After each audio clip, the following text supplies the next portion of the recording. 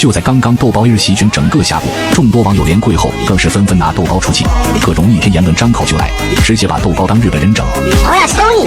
要是抽我能让你消消气，那你就假装抽抽吧。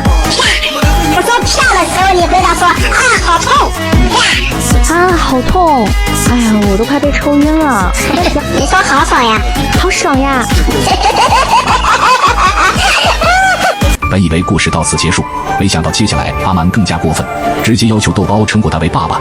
你可以叫我爸爸吗？这可不行啊！凭什么呀？我就叫你妈妈了。因为正常情况下，妈妈和爸爸是夫妻啊，不能乱说。我们只角色扮演而已，不要当真嘛。那爸爸，严肃一点，声音大一点。爸爸，你用生气的语气叫。爸爸，这样会生气了吗？我是谁啊？你是我爸爸呀。角色扮演吗？对此，不少网友也是纷纷调侃：王者荣耀你给人逼成啥样了？